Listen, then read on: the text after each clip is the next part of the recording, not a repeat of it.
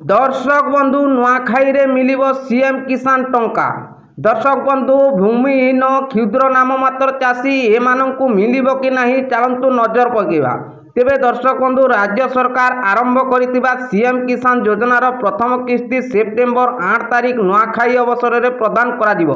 तेबे दर्शक बंधु आज ए नहीं कृषि और कृषक सशक्तिकरण विभाग दायित्व रे थिबा उपमुख्यमंत्री कनक वर्धन सिंह देव समस्त जिलापालक सह आलोचना करिसेंती।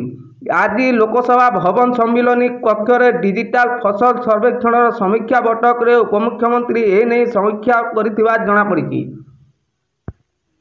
तेबे दर्शक बंधु यापर उपमुख्यमंत्री कहते जे ई चाष आप जरिया डिजिटल फसल सर्वेक्षण करा जाउछि। एतिरे कृषकंक फसल और चाष जमीर तथ्य सरकार पाखरे पहुँची पारुछि। एही सर्वेक्षण चलित मास 30 तारिख पर्यंत चलिबो। तेबे सर्वेक्षण आधार चाषी माने सीएम किसान तथा अनेक अन्य योजना अंतर्गत आर्थिक सुविधा पाई पारिबे।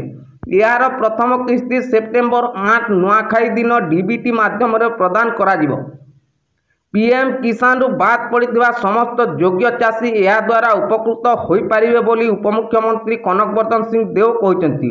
एही योजना रे राज्य सरकार 2टी किस्ती रे 4000 टंका प्रदान करिवे बोली निष्पत्ति होई सारिछि।